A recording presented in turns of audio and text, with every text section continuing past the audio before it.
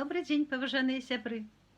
Сёння я хачу вам пачытаць казку прыгожай беларускай пісьменніцы Надзеі Ясмінска. І называецца гэта казка «Ася Дзьмухавец у краіне вясны». Жыла-была на свеце дзяўчынка. Звалі яе Ася Дзьмухавец.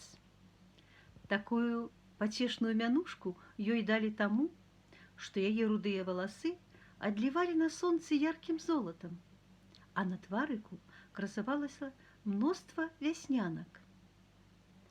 Ася была прыгожанькая і смешная.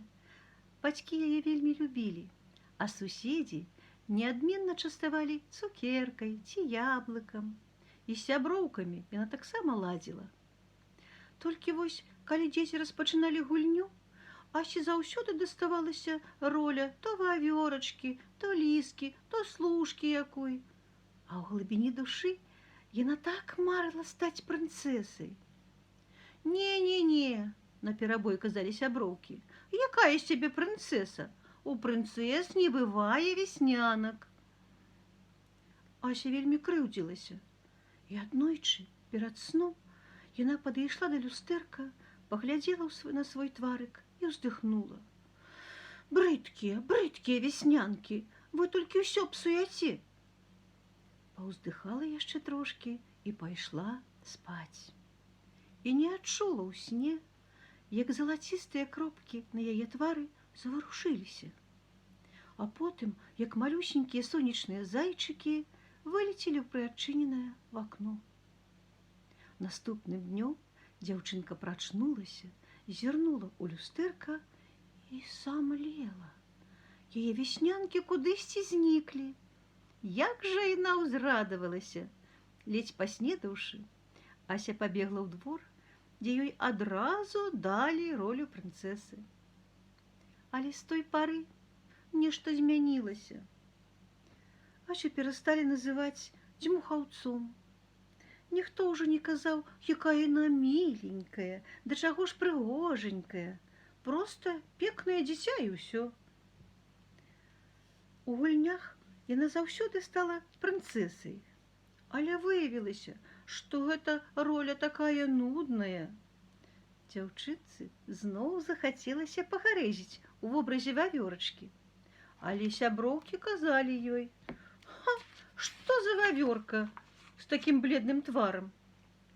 А ў люстэрка на Асю глядзеў хтосьці чужы і незнаёмы. І раптам яна зразумела, што больш за ўсё на свеце яна хоча вярнуць свае вяснянкі. Ася вырашыла падзяліцца сваёй бядой з бабуляй. У яе была цудоўная бабуля, добрая, ласкавая, з бялюткімі валасамі, якая ўвесь час нешта вязала. Тая ўважліва выслухала ўнучку і з усмешкай сказала: «Так, пагарачылася ты, моя даражэнькая, але ўсё ж можна выправіць. Слова вяснянкі ад вясны, ці не так? Значыць, яны ўцяклі ў краіну вясны». «А як жа мне трапіць у гэту краіну?» – спытала Ася. «А ты проста падумай аб ёй перад сном. Твае жаданні – вось найлепшы квіток у чараўніцтва». Дзяўчынка так і зрабіла.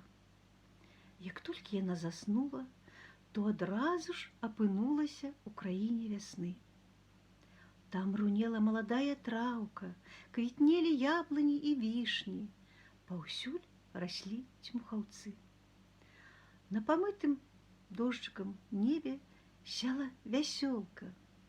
Тут было так радасна і добра, таму што панавала бясконцая вясна. На палянцы сядзела незнаёмка, трошкі старэйшая за Асю, у зялёным сарафанчыку, з доўгімі светлымі валасамі і ўся ў вяснянках. Ім былі абсыпаны не толькі яе шчокі, але і шыя, плечы, рукі. Незнаёмка гуляла з двумя зайчаняткамі. Калі яна заўважыла госцю, на яе вуснах з'явілася сонечная усмешка. «Вітаю! Мяне завуць Юна. Я прынцэса гэтага краю. сказала дзяўчо і нахіліла галаву, каб паказаць маленькую карону ў валасах. А я, пачала Кася. Ведаю, ведаю, ты Ася Дзьмухавец. Дакладней была дзьмухаўцом. Але потым ты пакрыўдзіла свае вяснянкі, і яны ўцяклі. Што прывяло цябе ў маю краіну, дзяўчынка? Прынцэса Юна, апусціўшы вочы, прашаптала Ася. Я вельмі шкадую, што гэтак зрабіла. Толькі цяпер я зразумела, што люблю мае вяснянкі. Мне хочацца забраць іх назад, калі гэта магчыма. Прынцэса ўздыхнула.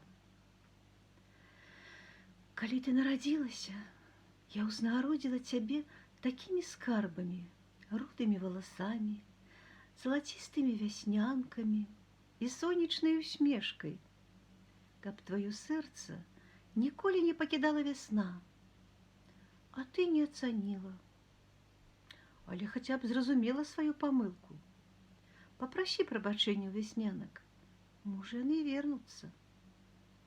Дзяўчынка кіўнула і звярнулася кудысьці ў неба, туды, дзе свяціла сонейка. Мілыя вяснянкі, прабачце мяне. Калі вы вернецеся, я буду вас вельмі любіць і больш ніколі не скажу крыўднага слова. І адразу ж, ні адтуль, ні адсюль, у паветры закружляў россып маленькіх зорак. Ася скакала ад радасці, а Юна залілася звонкім смехам.